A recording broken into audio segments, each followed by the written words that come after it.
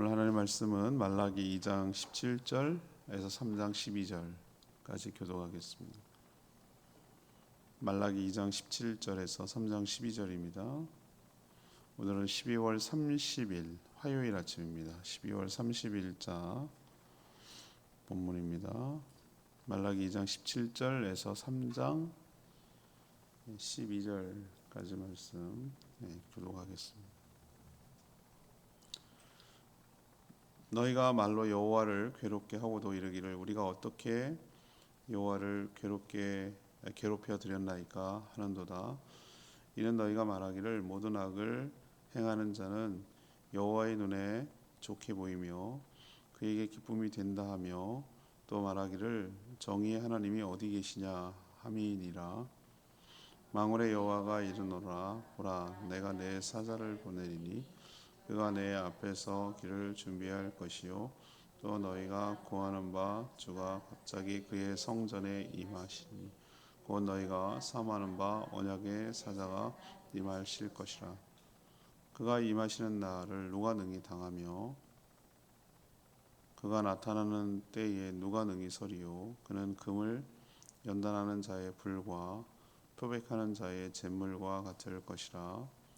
그가 오늘 연단하여 깨끗하게 하는 자같이 앉아서 레위 자손을 깨끗하게 하되 그 문같이 그들을 연단하리니 그들이 공의로운 제물을 다 여호와께 바칠 것이라.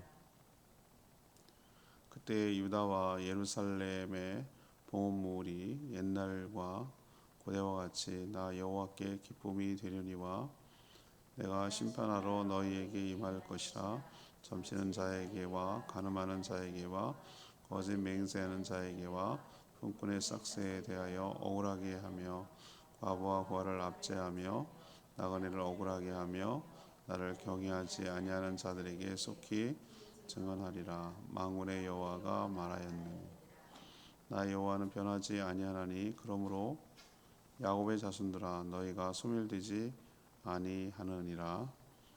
만군의 여호와가 이르노라 너희 조상들의 날로부터 너희가 나의 규례를 떠나 지키지 아니하였도다.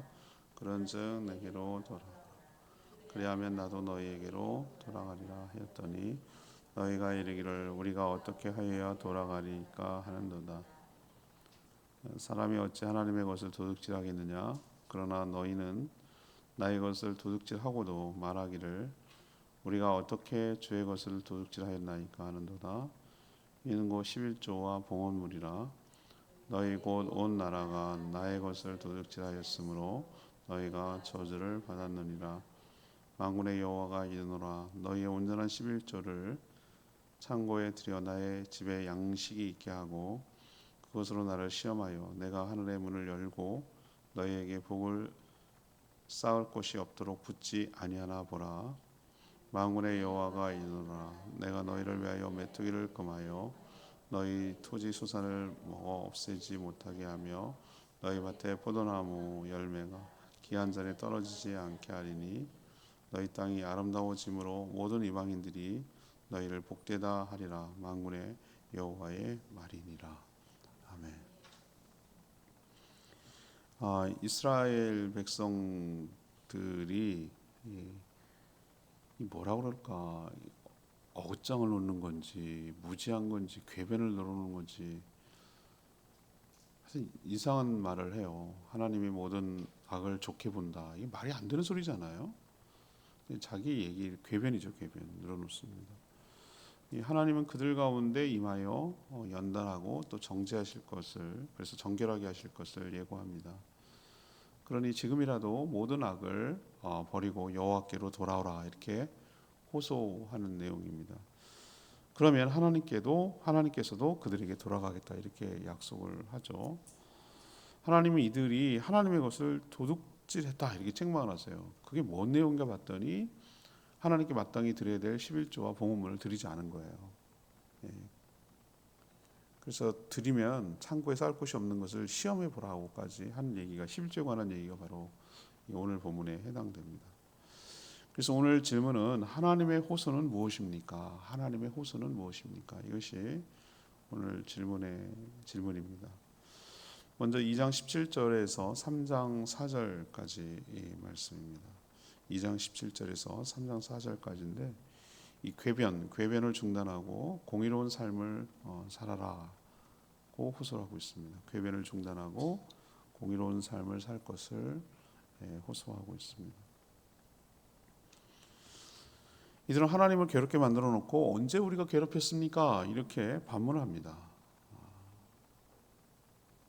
그들의 주장이 뭐냐면 모든 악을 행하는 자도 하나님이 좋게 보시며 심지어 좋아하신다 라고 궤변을 늘어놨어요. 공의를 행하시는 하나님이 없다고 주장한 거예요. 마치 니체가 신은 죽었다라고 표현한 것과 비슷해요. 자신들이 그렇게 살아가니까 하나님도 그런 줄 아는 거예요. 자기 수준에서 하나님을 인식하는 거잖아요. 그래서 벗어나지 못하고 자기 틀에서 하나님을 바라보니까 그런 궤변이 나오는 것이죠. 그러니까 세상이 엉망이니까 하나님이 없는 것처럼 느껴지는 거예요.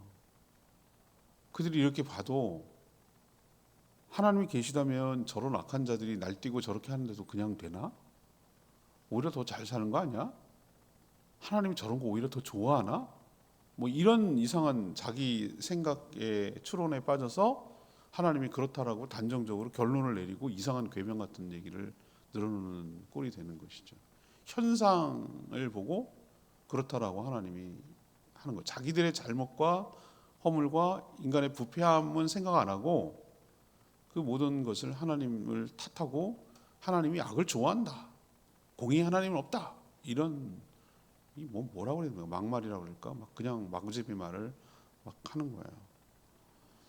이런 말들이 하나님을 괴롭게 하는 거예요. 그래놓고 하는 말이 너희들이 나를 괴롭게 하는도다 이렇게 말하면 이들은 또 뭐라고 반론하니까 우리가 언제 하나님을 괴롭게 했습니까? 이렇게 대들어요. 여러분이 만약에 하나님이라면 어떻게 하겠어요? 전 이거 보면서 말라기 시작하면서 그랬잖아요. 꼭 진짜 말 안 듣는 사춘기 자녀를 둔 부모 같은 마음이 하나님 마음 같다고. 그 느낌 드세요? 자 이거 죽여 살려 막 이런 느낌 안 드세요? 이걸 그냥 쥐어 박자니 막 그래 쥐어 박아서 좀 정신 차리고 할 것 같으면 쥐어 박겠어. 그것도 아니고 바둑바둑 대들고 저러다 더 마음이 상해가지고 망가질까봐 관계마저 깨질까봐 이러지도 저러지 못하는 그 느낌 아시겠어요? 좋아서 그런 게 아니고 저 자녀가 진짜 마음에 안 들어 안 드는데 이러다가 정말 그 부모의 관계까지 망가지고 깨질까봐 조심조심 하고 있는 부모의 마음조차 헤아리지 않고 막 그렇게 나가면은 어쩔 수 없지 뭐 다 들어주지 뭐 이런 부모를 이용하는 자녀 같은 모습이 이스라엘 모습이 있는데 이런 모습을 가만히 지켜보고 있으면 우리도 뭐 이렇게 거칠게 막 그렇게 대들고 막 이러진 않아도 이런 마음들이 있단 말이에요. 이런 모습이 있고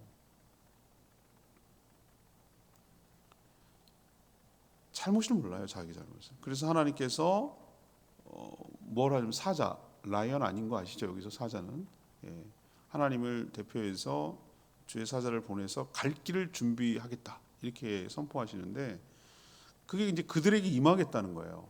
그들 가운데 임하겠다. 그날이 되면 그들은 감당하지 못할 것이다.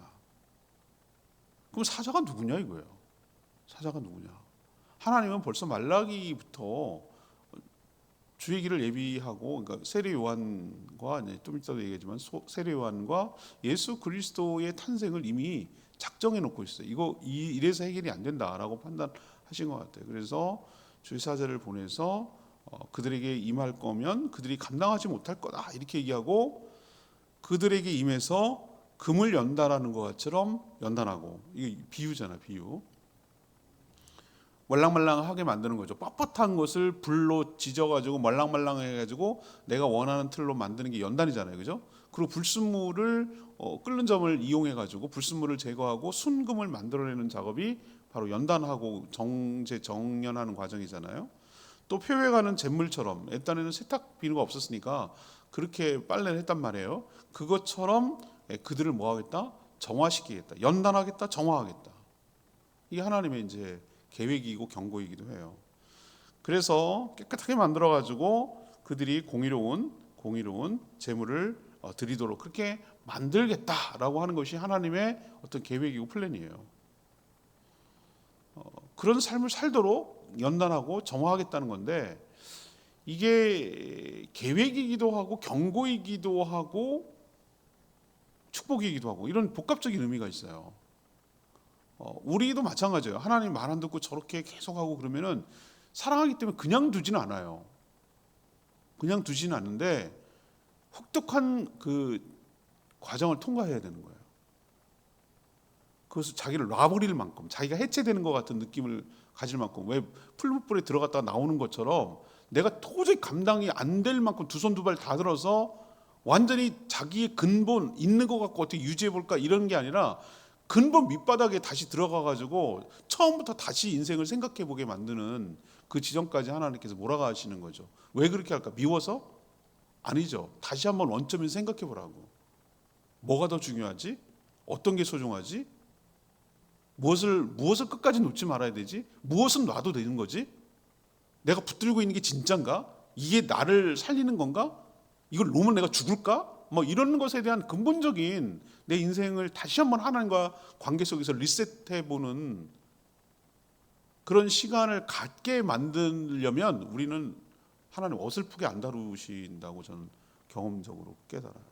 어설프게 다루면 덧나 오히려 반발심만 생겨요. 아주 그냥 박살을 내는 거죠. 악소리도 못 나게. 악소리 난다는 얘기는 아직 살아있다는 거고, 너무 아프면 소리도 안 나와. 왜? 그렇게 해야 연단이 되고 그렇게 해야 정화가 되니까. 안 그러면은 고쳐지질 않으니까. 주의 사자를 보낸다고 오늘 경고하고 있잖아요.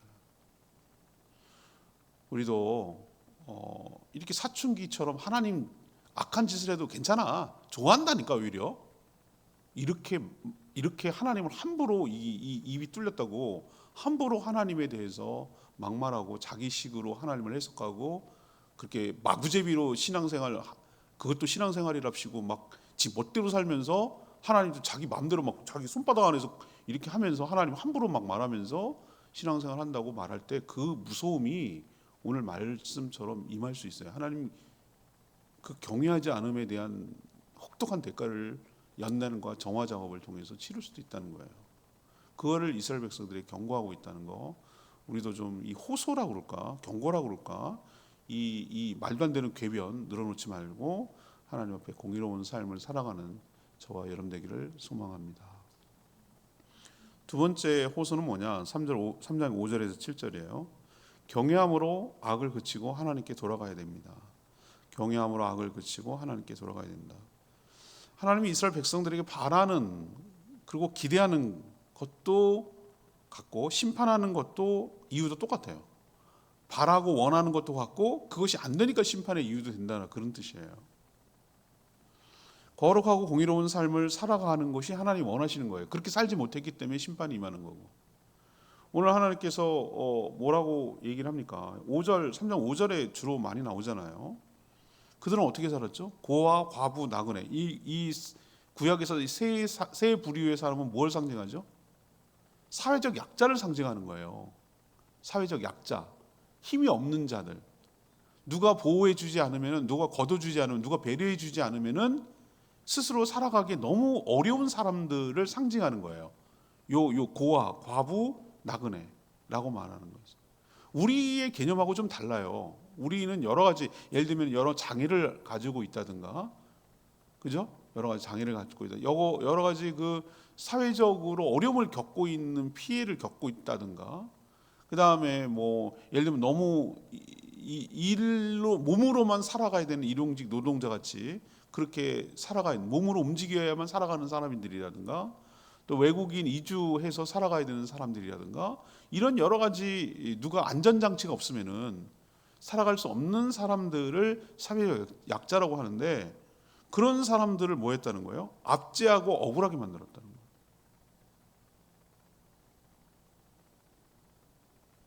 근데 이게 남 얘기일까? 여러분 TV에 나왔잖아요. 어느 나라는 네팔인가 어디 나라 노동자를 막 못한다고 말 넣으라고 뭐 돼지 농장인가 뭐 별아 한두 건이 아니라 가지고 그런 외국인 이주 노동자들을 물론 그 사람들이 뭐 불법으로 체류하고 뭐 여러 가지 그런 약점을 이용해 가지고 정말 사람으로서 그렇게 하면 안 되는 건데, 우리도 정말 한때 그런 존재들이었거든요.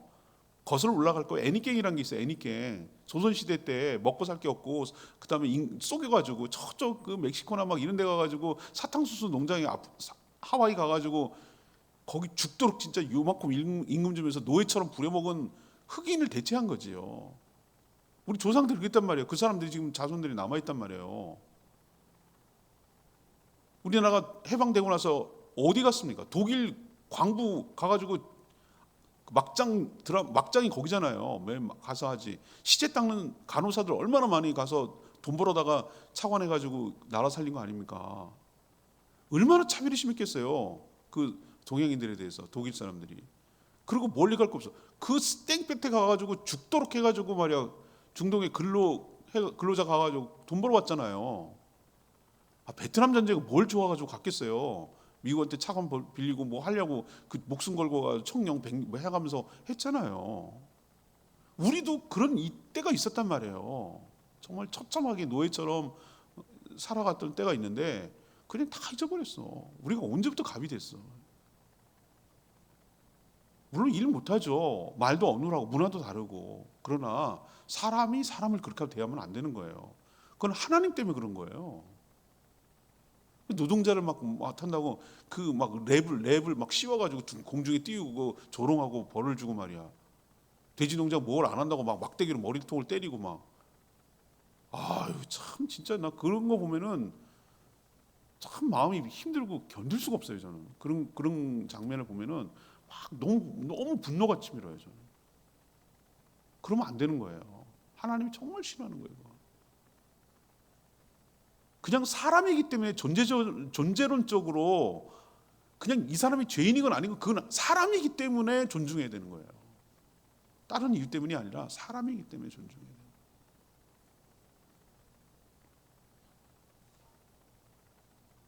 이런 악행은 하나님이 안중에도 없다는 뜻이고 하나님을 경외하지 않는다는 뜻이기 때문에 하나님은 이런 이유를 들어서 심판을 경고하고 있어요. 하나님은 변하지 않으세요. 공의롭지 못하고 경건하지 않은 그런 자의 삶을 그냥 두고만 보고 있지 않고 반드시 심판하신다는 거예요. 하나님 이스라엘 백성들에게 조상들처럼 규례를 떠나 네 마음대로 살지 말고 돌아와라 라고 7절에 계속 호소하고 있어요. 그러면 7절에 뭐라고 그랬습니까? 나도 너희들에게 뭐하리라? 돌아가리라. 그런데도 하는 말 보세요. 우리가 어떻게 해야 돌아갈 수 있습니까? 그러니까 돌아가는 방법도 잊어버렸어요. 어떻게 돌아가냐 되물어요. 뭘 어떻게 해? 너가 살던 모든 삶을 청산하고 다 버리고 방향 틀어서 그렇게 살지 않는 거지. 하나님이 지적하고 있는 거 고아와 과부와 나그네를 압제하는 것을 중단하는 거죠. 사회에서 공의를 실현하는 것이죠. 그렇게 하는 게 하나님께 돌아가는 거지. 우리가 어디 계세요 하나님이 방향을 갖다가 동쪽에서 서쪽으로 옮기는 그런 개념이 아니죠, 그죠? 악에서 떠나 하나님께로 그게 돌아가는 거죠. 그럼 하나님 돌아오시겠다는 거잖아요. 이게 정말 기쁨의 소식 아니에요? 너네가 그래봤자 소용없어 끝났어 이렇게 말하지 않고 너희가 나에게 돌아오면 나도 너에게 돌아가겠다는 이게 희망 아니에요? 아직 소망이 있는 거 아니겠어요? 우리도 오늘 두 번째 말하고 있는 이 경외함으로 악을 그치고 하나님께 돌아갈 때 하나님께서도 우리에게 다시 돌아오는 은혜가 있을 줄 믿습니다. 마지막 세 번째 호소는 뭐냐? 3장 8절에서 12절 얘기예요. 주님의 것을 훔치지 말고 정직하게 드려야 된다는 거예요. 주님의 것을 훔치지 말고 정직하게 드려야 된다. 하나님이 이스라엘 백성에게 돌아와라. 그래서 어떻게 돌아와야 됩니까? 라고 되물었죠. 하나님이 아까 그런 모든 악을 버리고 공의를 행하는 것과 동시에 하지 않는 거죠. 그거는 이번에 해야 되는 게 있어요. 그거 뭐냐? 하나님은 하나님의 것을 도둑질하지 말라라고 이렇게 오늘 얘기를 하는 거예요. 그러니까 이들이 뭡니까? 화들짝 놀라는 거예요. 아니 언제 우리가 감히 어떻게 하나님의 것을 언제 그랬단 말입니까? 언제 하나님의 걸 감히 훔친단 말입니까? 말도 안 되죠. 그런 일 없거든요. 라고 말하지만 하나님께서 오늘 이렇게 말한 이유를 설명하잖아요.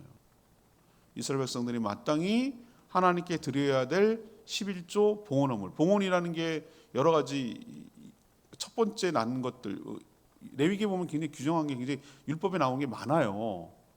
예를 들면 첫 번째 소산물은 하나님께 드려야 되게 돼 있어요.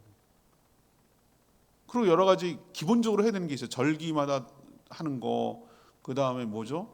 여러 가지 잘못했으면 속건제, 속죄제 드려야 되는 거, 그다음 화목제도 드리는 거, 여러 가지 제물이 있어요. 의무적으로 해야 되는 것들이. 근데 그걸 이제 봉헌물이라고 그러고 11조, 특히 대표적으로 11조가 얻어진 것 중에 10분의 1은 따로 떼서 하거든요. 하나님이 얼마나 엄격한 줄 아세요?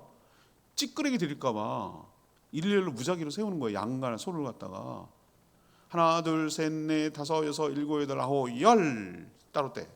또 열, 그게 뭐가 됐든 권리는 왜 그렇게 하라고 그랬을까? 네 마음을 내가 모를 줄 알아? 흠 없는 거, 그런 걸 하나님께 가장 좋은 걸 드려야 돼. 네 마음 알겠다 이거죠. 근데 그 마음을 아니까, 강팍한 마음을 아니까 그렇게 해서 하나님께 드리라고 아예 딱 명시까지, 그렇게 방법까지 얘기해놨어요. 그걸 갖다가 지금 하지 않는 것을 보고 빗대서 하나님 뭐라고 표현하죠? 도둑질을 했다라고 지금 비유를 하는 거예요. 그래서 하는 말이, 그래서 너희들이 뭐 하는 거예요? 저주를 받았느니라. 9절, 제 얘기가 아니에요. 9절에 나오잖아요. 그래서 너희들이 마땅히 해야 될 것을 하지 않고 하나님의 것을 도둑질하니까 모든 일이 저주를 받아 형통하지 못했던 것이다 라고 오늘 언급했어요. 그래서 하나님 뭐라고 10절에 지금이라도 온전한이라는 표현은 여러분 밑줄 그어야 됩니다. 형용사가 온전한이라는 표현을 썼어요. 온전한이라는 것은 네 기준의 온전함이 아니고 하나님 기준의 온전함을 말하는 거예요. 온전한 11조를 하나님의 창고, 네 창고가 아니에요. 하나님의 창고에 들여서 양식이 있게 만들어라. 하나님 참 영이신 분이 왜 이렇게 욕심이 많으시대?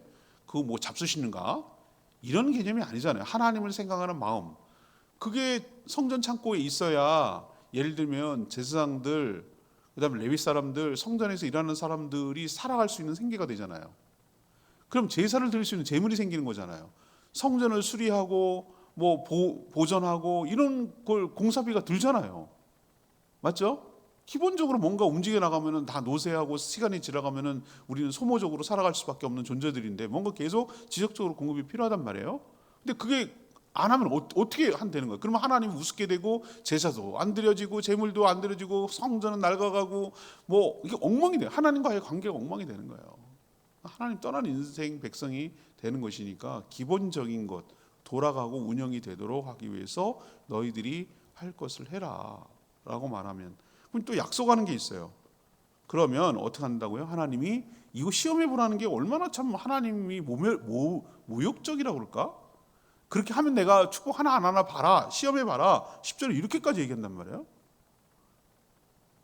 이 참 제가 하나님은 아니지만 참 자존심 상할 것 같아요. 하나님 이런 얘기 한다는 게.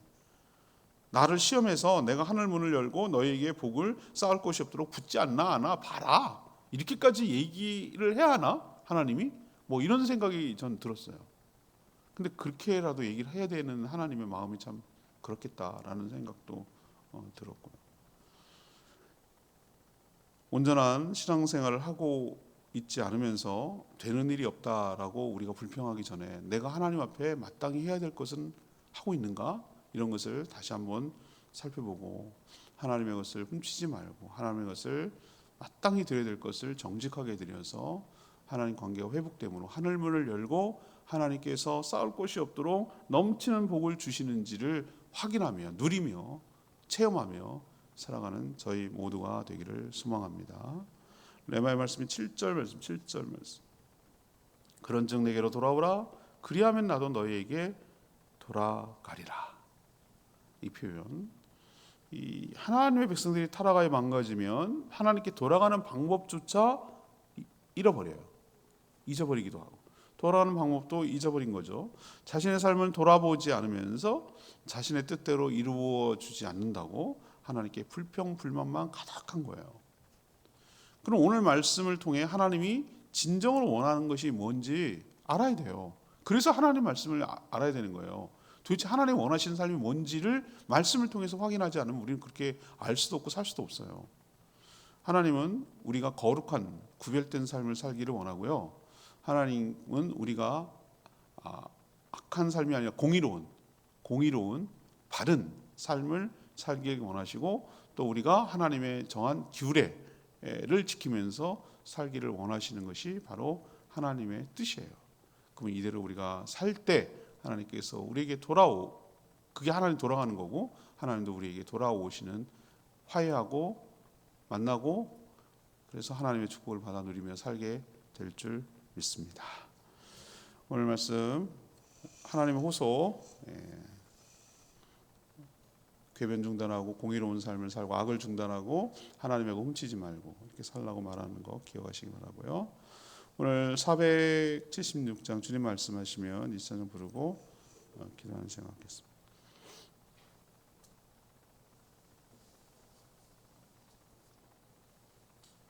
476장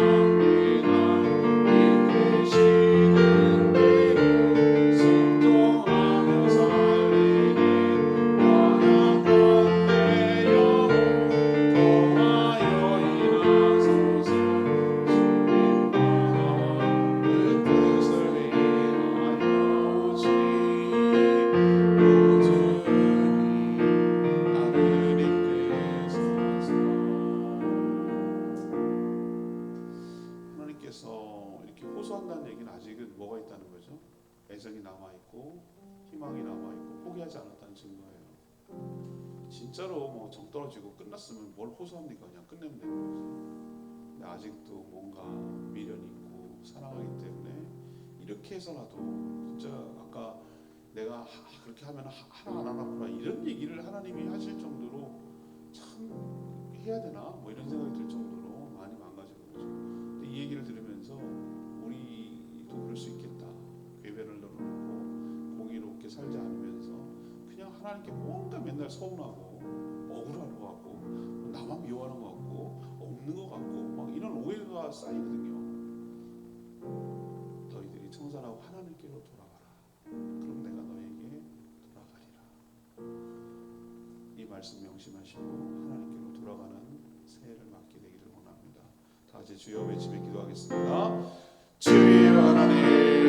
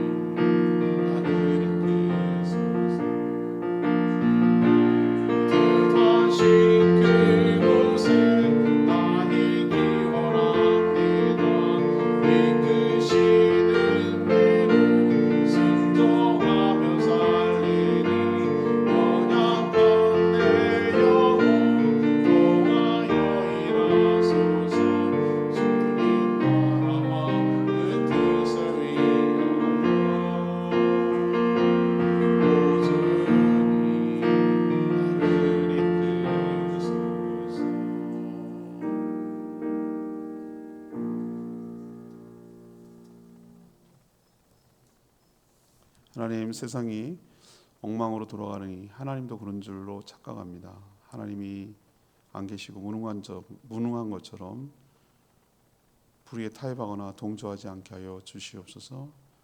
하나님이 오셔서 연단하며 제거하실 줄 압니다. 하나님을 경외하지 않고 온갖 죄악을 저지르면서 자신의 재물을 받아주지 않는다고 불평할 것이 아니라 하나님의 규례를 지키며 하나님께로 돌아가게 하여 주시옵소서. 그러면 하나님께서 우리에게 돌아오실 줄로 믿습니다. 마땅히 하나님께 드려야 될 온전한 예물을 도둑질하면서 신용만 하고 축복만 바라지 않게 하여 주시옵소서. 온전한 11조를 드릴 때 정말 복 주시는지를 확인하고 누리며 살게 하여 주시옵소서. 이제 우리도 오늘 내일 이틀 남았습니다. 참 세월이 빠른데 세월을 아끼게 하여 주시고 있는 동안에, 살아있는 동안에 주신 은혜를 누리게 하시고 또한 주신 사명을 감당하는 저희들 되게 하여 주시옵소서. 한 해를 잘 마무리하고 새해를 맞도록 은혜를 베풀어 주시옵소서. 오늘도 간구하는 기도 주님 들어주시고 주님과 동행하는 복된 하루 살게 하옵소서. 주님 손에 모든 것 맡기옵고 예수 그리스도의 이름으로 축복하며 기도합니다. 아멘. 오늘 하루도 주의 은혜 가운데 살기를 축복합니다. 충분히 기도하고 하루 시작하겠습니다.